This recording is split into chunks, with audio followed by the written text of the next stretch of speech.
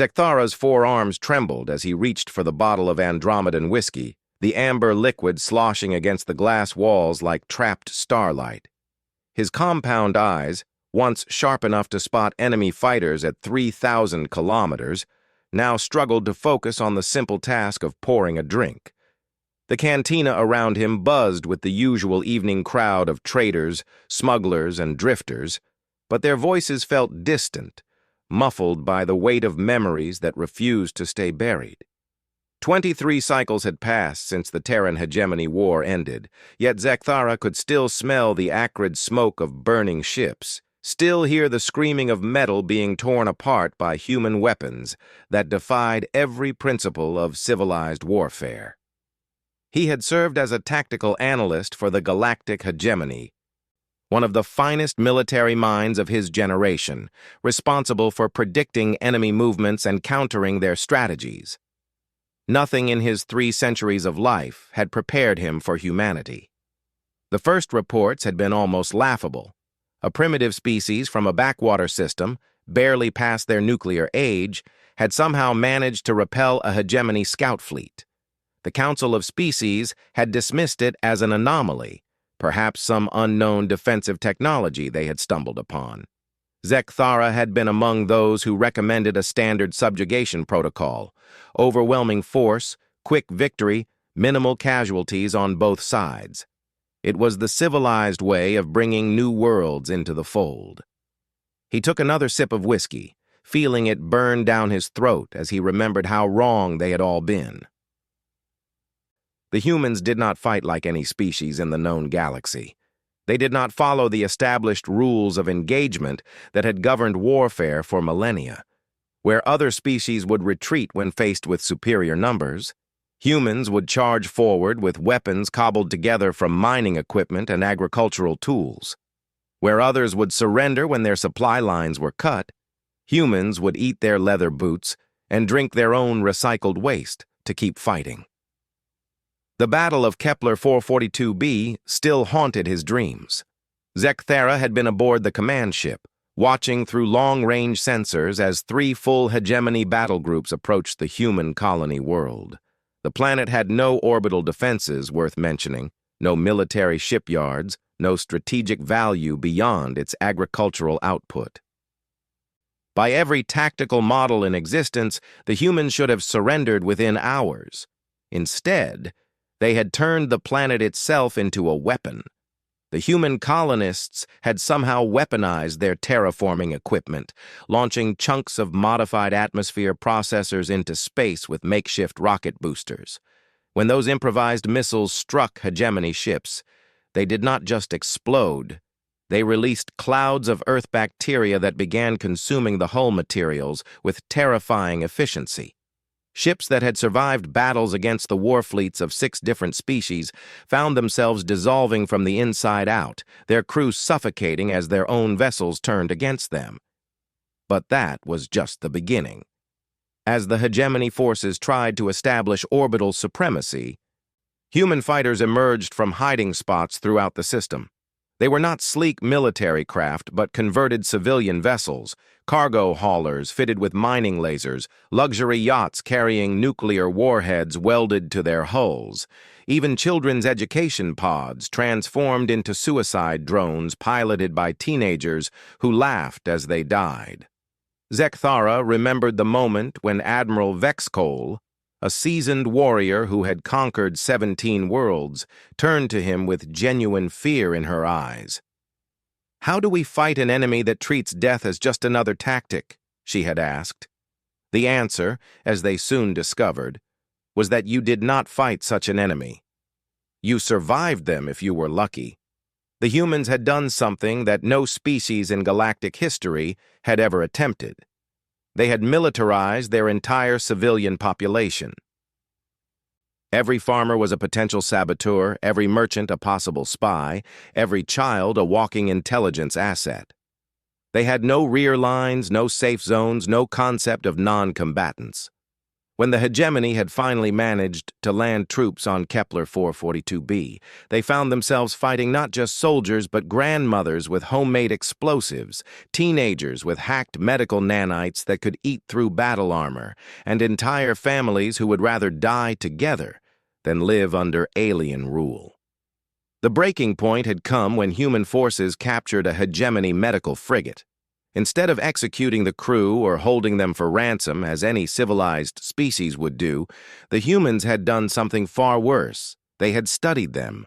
Within days, human scientists had reverse-engineered hegemony medical technology and turned it into a biological weapon specifically designed to target the crew's physiology.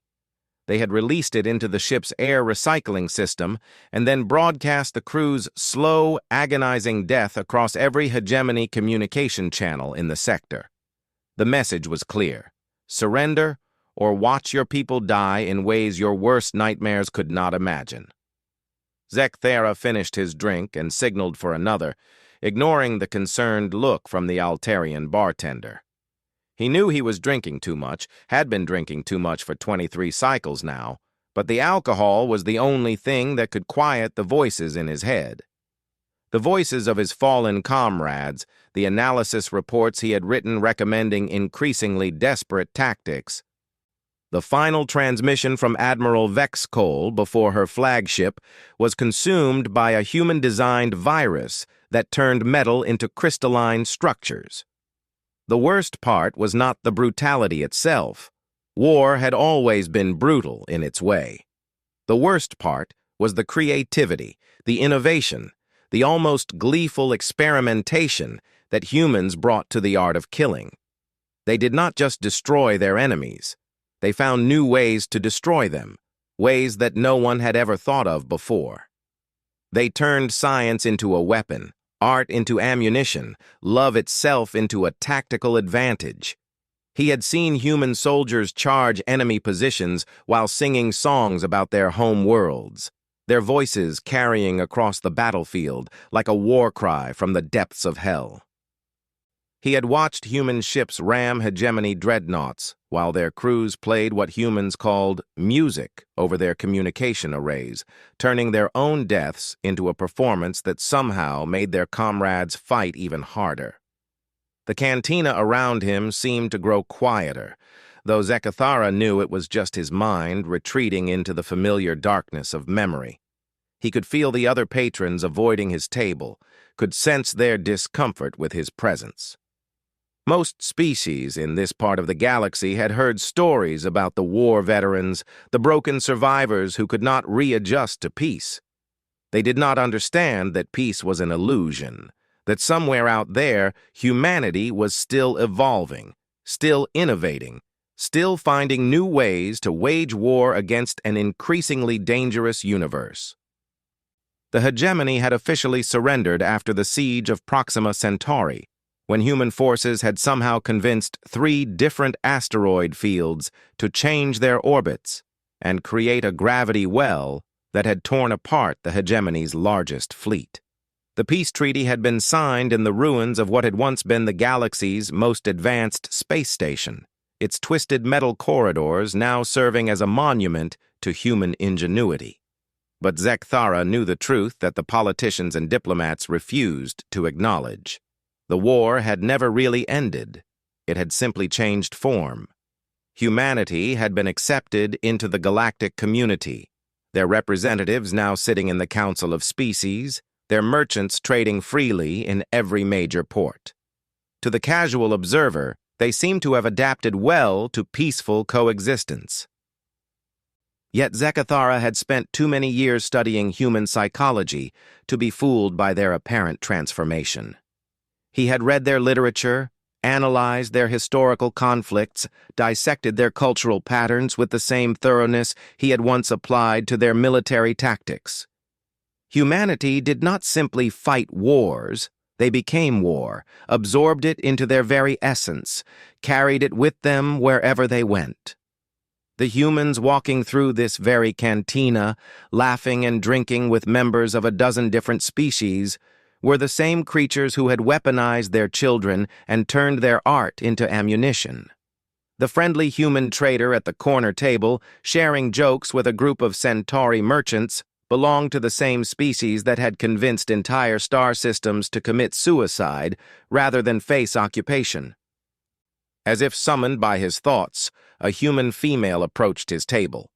She was young by human standards, perhaps 30 of their years, with the characteristic short stature and fragile build that had once made her species seem so harmless to galactic observers. Her hair was an unusual copper color that caught the cantina's dim lighting, and she moved with the casual confidence that Zekthara had learned to fear above all other human traits.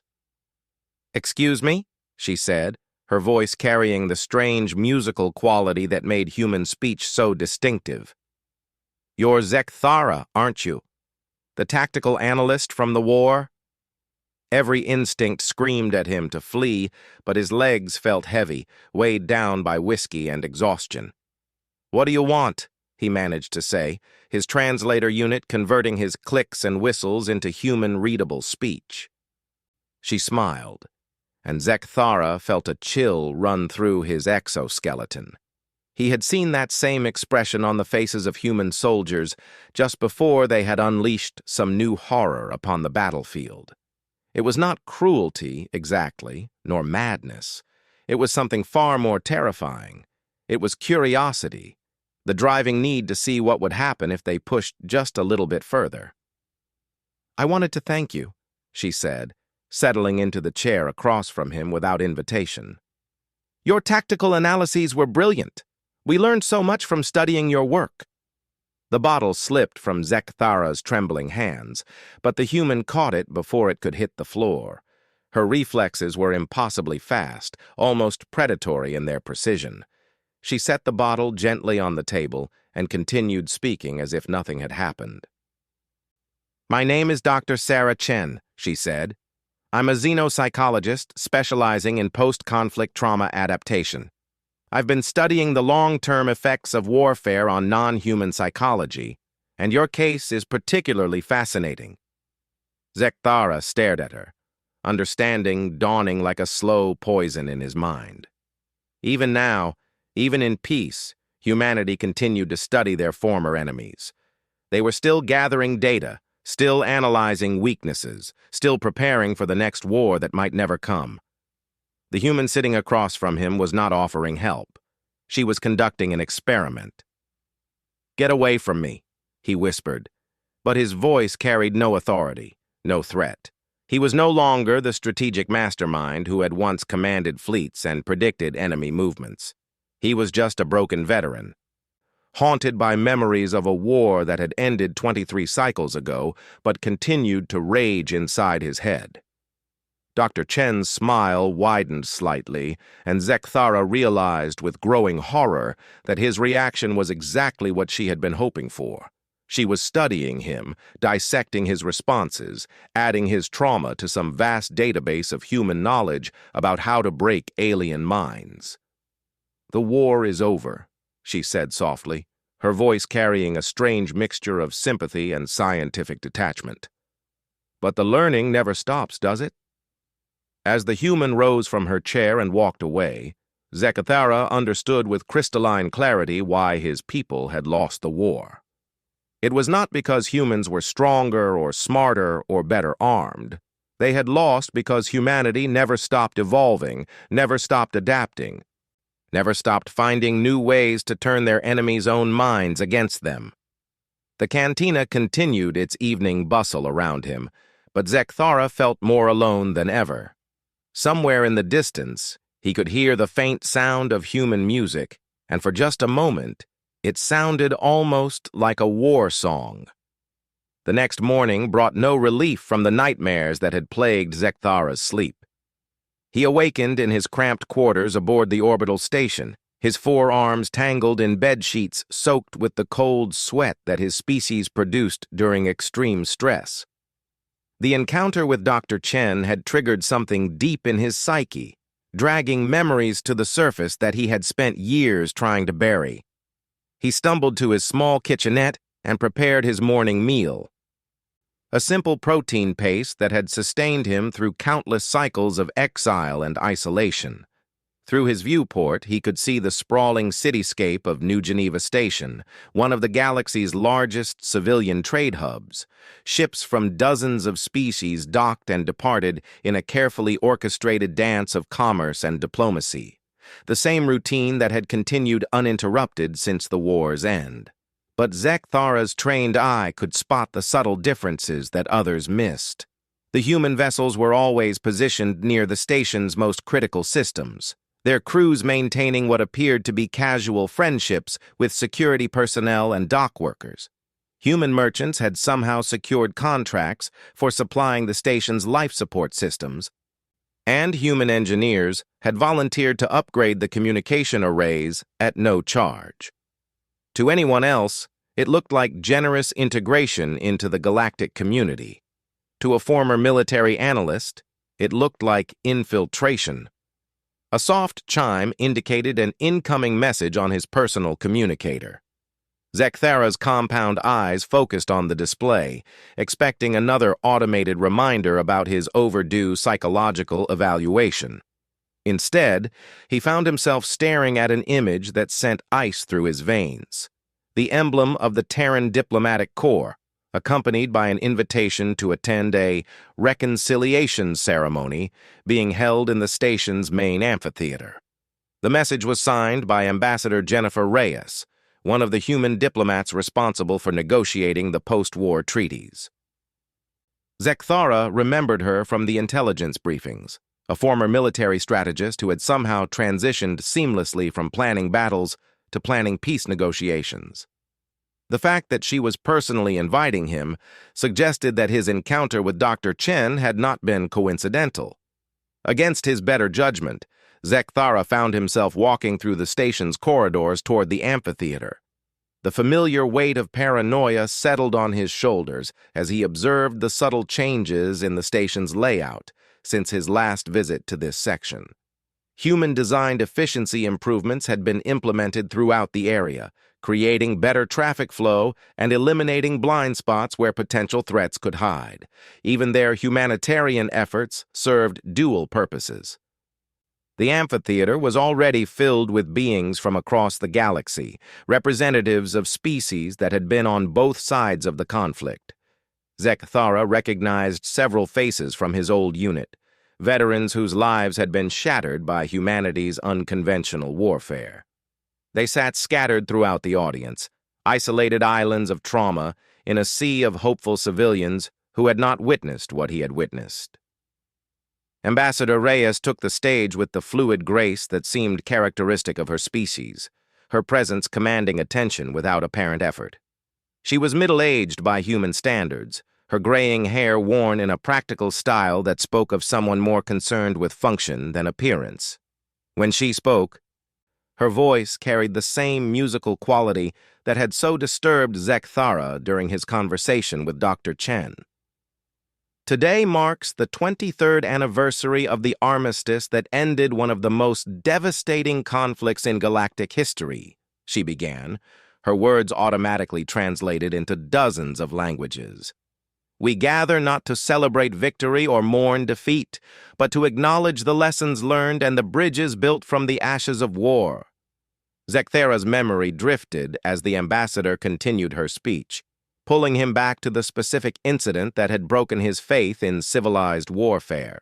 It had been during the Battle of Wolf 359, when hegemony forces had finally managed to corner a human fleet in a system with no escape routes.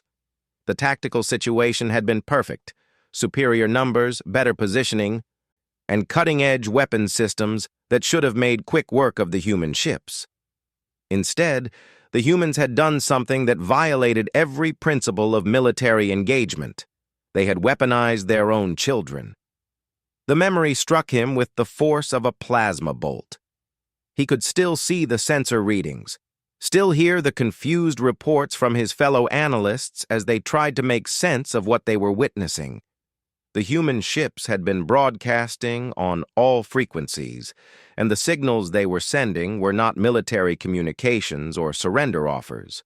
They were children's voices, singing nursery rhymes and reading poetry, their innocent words transmitted across the void of space. At first, the hegemony forces had assumed it was some form of psychological warfare, an attempt to humanize the enemy and make their opponents hesitate before firing. But as the battle progressed, Zechthara had realized the horrifying truth. The human children were not just broadcasting, they were actively participating in the combat. Their small voices were providing targeting data, their educational games were masking communication protocols, and their innocent songs contained encrypted tactical information. The humans had turned their most precious resource, their offspring, into the ultimate weapon. Not by putting them in harm's way, but by making them an integral part of the war effort in ways that made it impossible to attack the human fleet without, in some sense, attacking children. Every hegemony officer who fired on a human ship knew they were potentially silencing a child's voice, potentially orphaning families, potentially destroying the future of an entire species. But the true genius of the strategy had revealed itself when several hegemony commanders, paralyzed by the moral implications, had hesitated to give firing orders. In those crucial moments of hesitation, the human fleet had struck with devastating effectiveness, their weapons guided by the same young voices that had been singing lullabies moments before. Ambassador Reyes's voice pulled him back to the present. We must remember that strength comes not from the ability to destroy, but from the wisdom to build. Humanity learned this lesson at great cost, and we are committed to ensuring that such conflicts never arise again. Zechthara felt a bitter laugh escape his throat, drawing concerned glances from nearby audience members. The ambassador spoke of learning lessons, but he knew the truth. Humanity had learned nothing except how to make their methods more subtle. They had not abandoned their brutal efficiency. They had simply found more palatable ways to apply it. After the ceremony, Zechthara found himself in one of the station's quiet observation lounges, staring out at the stars and trying to process the emotions churning in his mind. The space was nearly empty, except for a small group of humans gathered around a table in the far corner. Their voices kept low as they discussed something with obvious intensity. "Tactical Analysis Officer Zechthara?" a voice said behind him. He turned to find a human male approaching, his movements carrying the practiced casualness of someone trained in combat. The man was younger than Ambassador Reyes, perhaps in his early 30s, with the lean build and alert eyes of a soldier. His civilian clothing could not quite hide the small scars and subtle muscle development that spoke of military service. "Lieutenant Commander Marcus Webb," the human said, extending his hand in the human greeting gesture that Zechthara had learned to recognize but never quite trust. "I served in the Terran Naval Intelligence Division during the war. I wanted to meet the analyst who wrote the famous Human Psychological Warfare Assessment that became required reading at our training academies." Zechthara stared at the offered hand but did not take it. "You studied my reports?" Webb lowered his hand with what appeared to be understanding rather than offense. "Every aspiring intelligence officer did.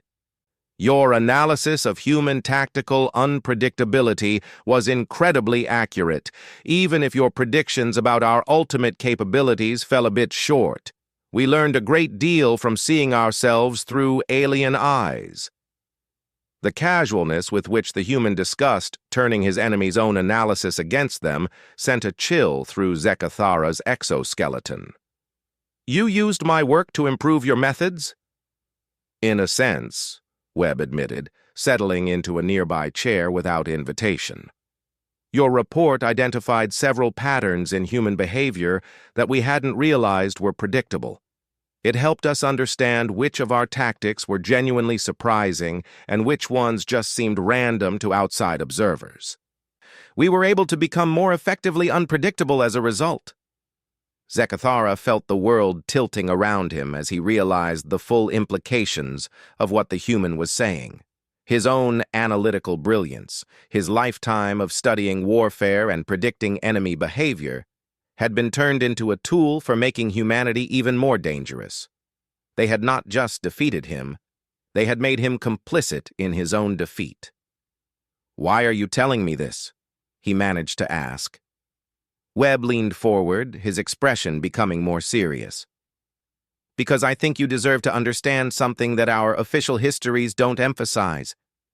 We were terrified of you. The hegemony's tactical sophistication, your ability to predict and counter our strategies, the sheer scale of your military resources, we knew from the beginning that we couldn't win a conventional war. Everything we did, every innovative tactic we developed, was born from desperation." "You call what you did desperation?"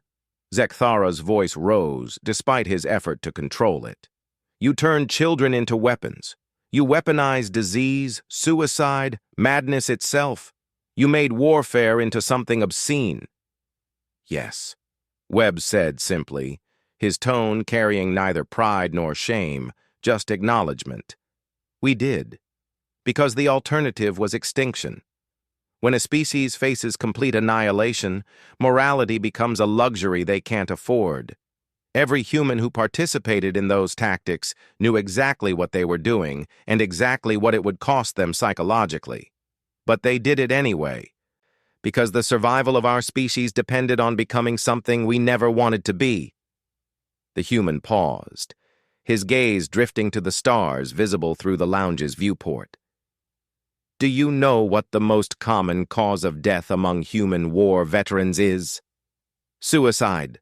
Not from guilt or trauma, though those play a part.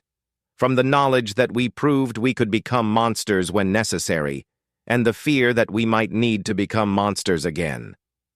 Zekthara studied the human's face, searching for signs of deception or manipulation. Instead, he found something that disturbed him even more. Genuine regret mixed with absolute resolve.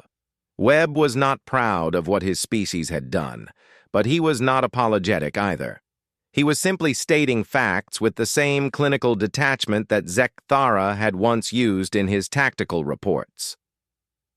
"The children's voices at Wolf 359, Zekthara said quietly. "Was that planned?" Webb was silent for a long moment before answering. "The basic strategy was planned. The specific implementation, having actual children participate instead of using recorded voices, that was a field decision made by Captain Sarah Martinez when she realized that our simulation wasn't convincing enough.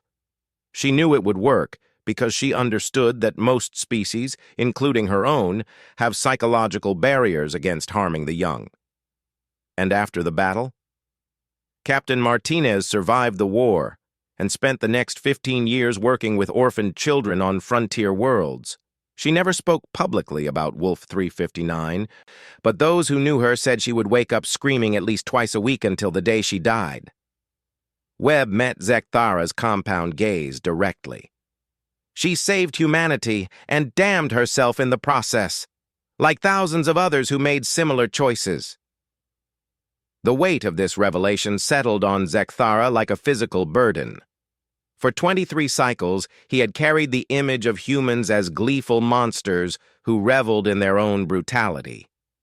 The reality that they had consciously chosen to become monsters to protect their species, knowing the psychological price they would pay, was somehow even more terrifying.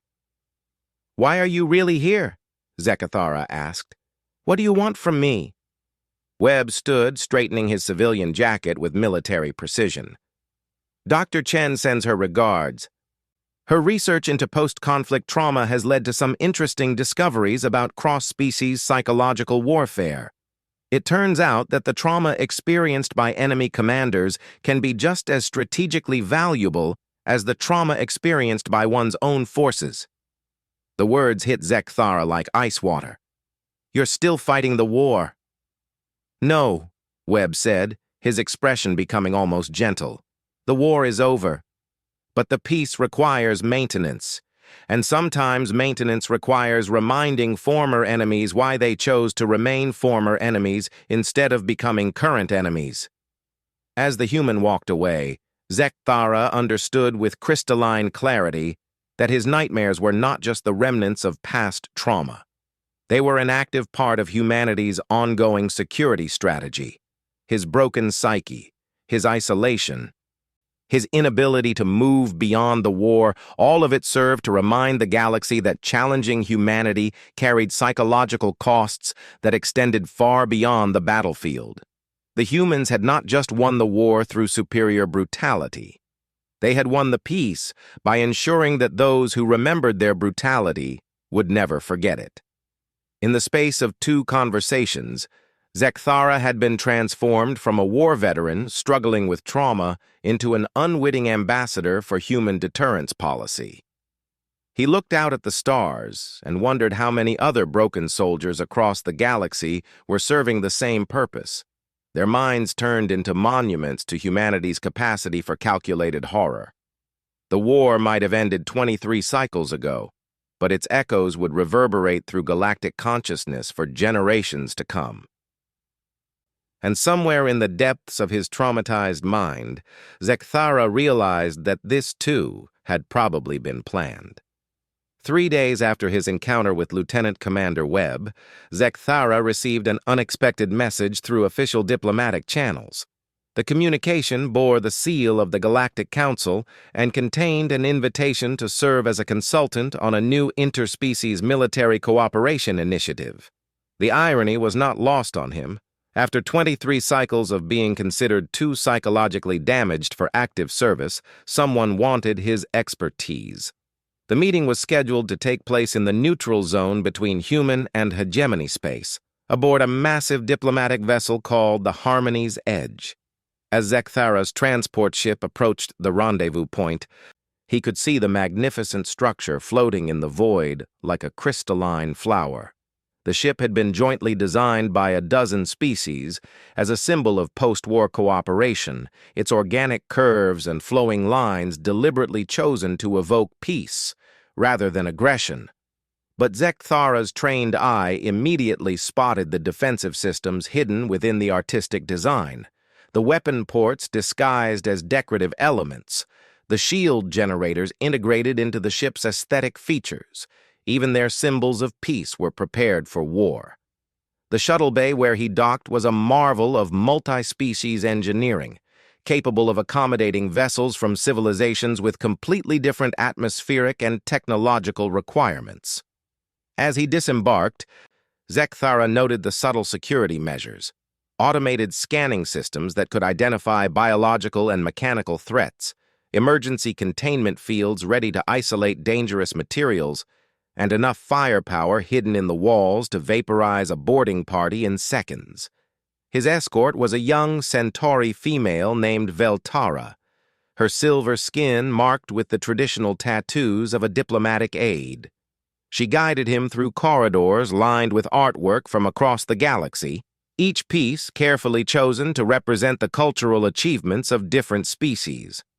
The overall effect should have been inspiring, a testament to the diversity and beauty of galactic civilization.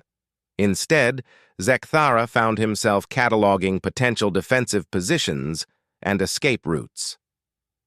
"The committee is very interested in your perspective," Veltara said as they walked.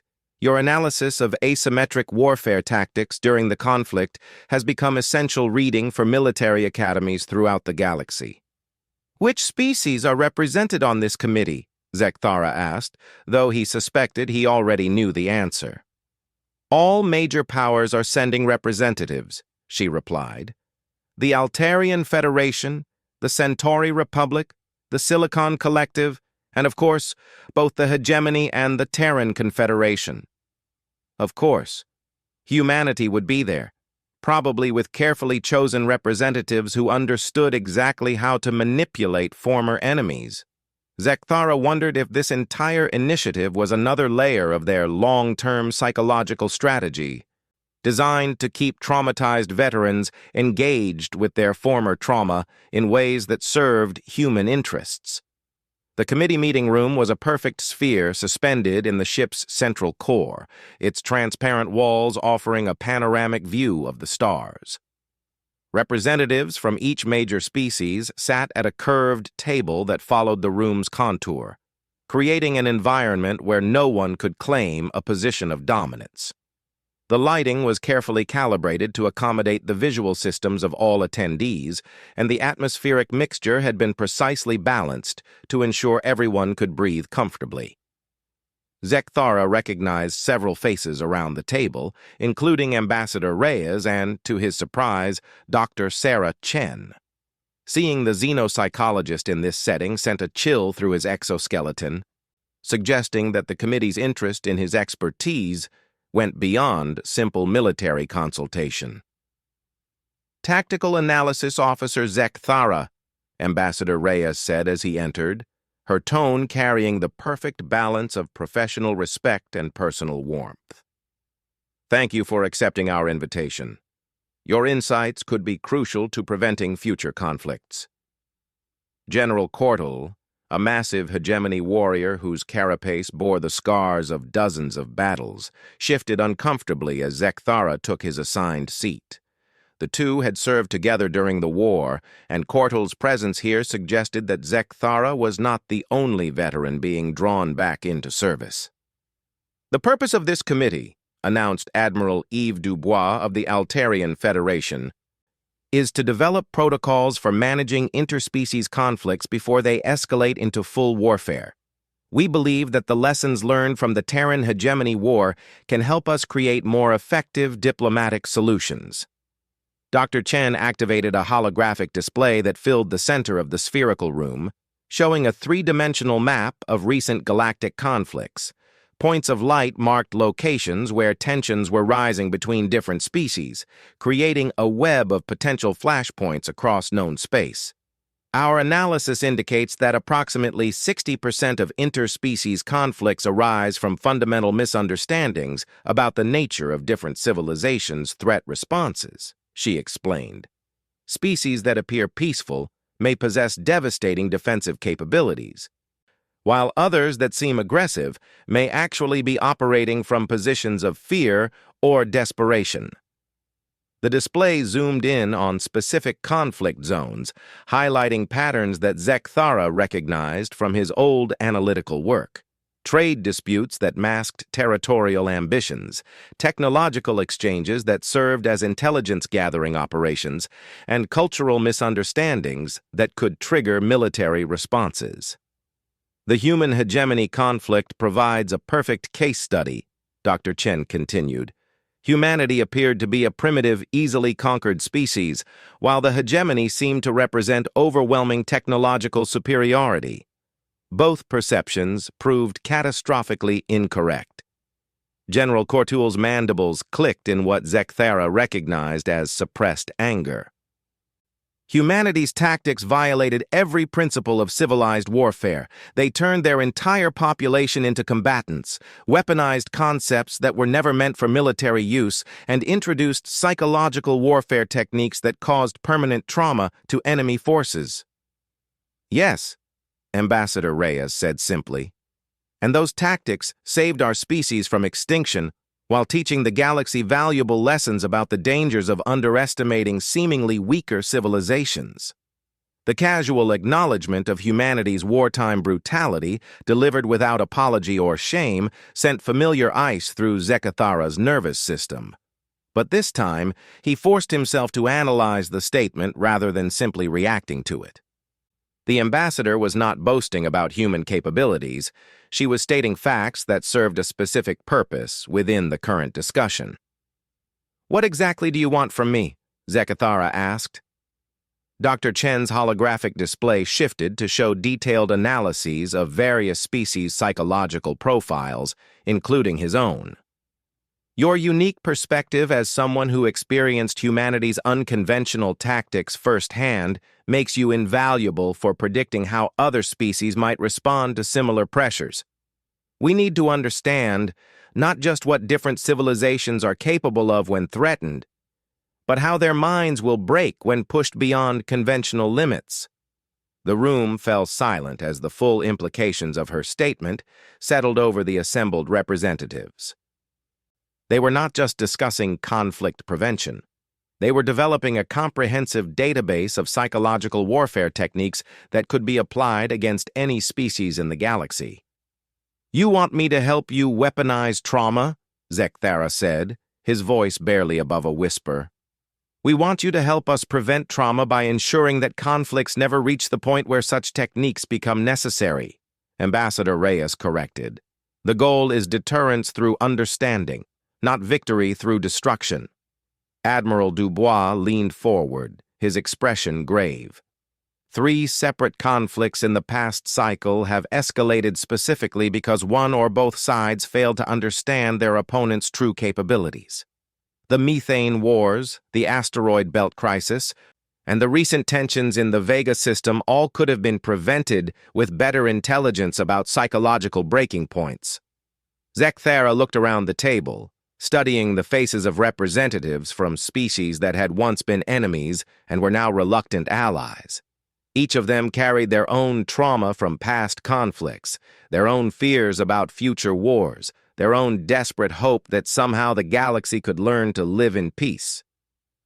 "And if I refuse to participate?" he asked.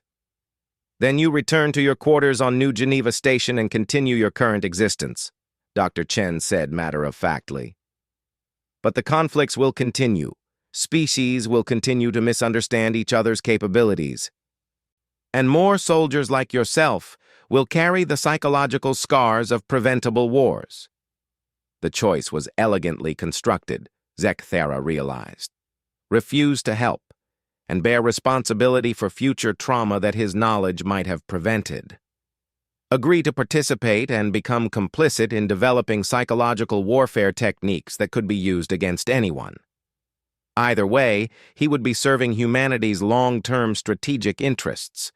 But as he contemplated the decision, Zekthara found himself remembering something that Lieutenant Commander Webb had said, that human veterans suffered from suicide at alarming rates because they carried the knowledge of what they had been capable of becoming. The humans sitting around this table were not monsters. They were people who had chosen to become monsters when necessary, and who now lived with the consequences of that choice. "The Battle of Wolf 359, he said suddenly. "Captain Martinez, the woman who used children's voices in combat. Did she really spend 15 years working with orphans?" Ambassador Reyes nodded. "She established the Frontier Children's Foundation, which has provided education and care for over 10,000 displaced young beings across 17 worlds. She never spoke about her wartime service, but she spent the rest of her life trying to balance what she had done." "And Lieutenant Commander Webb? What happened to him after the war?" "He works with our diplomatic corps now, specializing in preventing conflicts through psychological assessment and cultural understanding. Like many veterans, he chose to use his knowledge of how minds break to help keep minds whole." Dr. Chen activated another display, this one showing statistics that made Zekthara's compound eyes widen in surprise. Human post-war suicide rates, psychological rehabilitation programs, and the massive resources devoted to treating their own veterans' trauma. The species that had weaponized psychological warfare was spending enormous effort trying to heal the psychological wounds they had inflicted on themselves. "We're not asking you to help us become better at hurting people," Dr. Chen said quietly. "We're asking you to help us become better at understanding people well enough that hurting them becomes unnecessary." The distinction was subtle but crucial, and Zekthara could see the careful thought that had gone into presenting the offer in exactly this way. The humans had identified his psychological vulnerabilities with the same precision they had once used to identify military weaknesses, then crafted an appeal that would resonate with his desire for redemption without triggering his trauma responses. "You're still manipulating me," he said. "Yes," Ambassador Reyes admitted, "but toward an outcome that serves everyone's interests, including your own. The alternative is allowing future conflicts to develop without the benefit of hard-won wisdom, condemning new generations to experience the same trauma that you've carried for 23 cycles." Zekthara stared out at the stars visible through the spherical chamber's transparent walls, considering his options. He could refuse and return to his quiet existence of alcohol and nightmares, forever haunted by memories of humanity's calculated brutality. or he could embrace those memories, transform them into tools for preventing similar horrors from being inflicted on others. "If I agree to participate," he said finally, "I want guarantees that this knowledge will never be used for offensive purposes."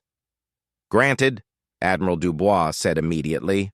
"All information developed by this committee will be classified at the highest levels and restricted to defensive applications only." Dr. Chen smiled, and for the first time since meeting her, Zekthara did not see predatory cunning in her expression. Instead, he saw genuine relief, as if his participation represented hope for something she deeply cared about. "There's one more thing you should know," Ambassador Reyes said as the meeting began to conclude.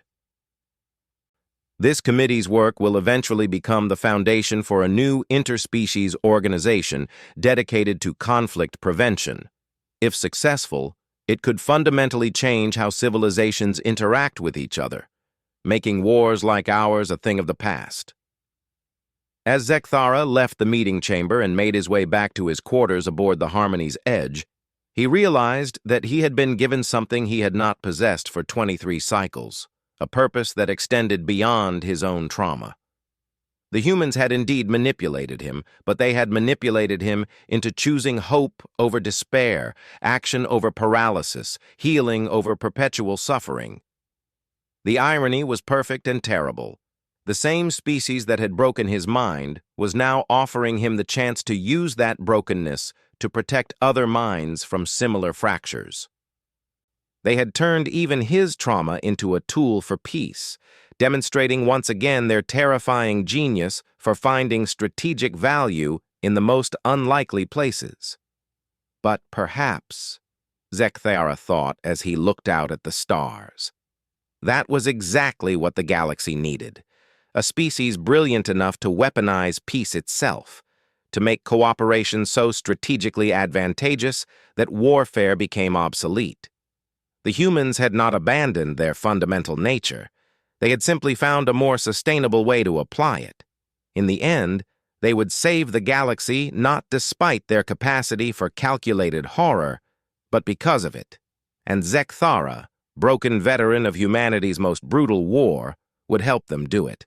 The nightmares would continue, but now they would serve a purpose greater than mere suffering.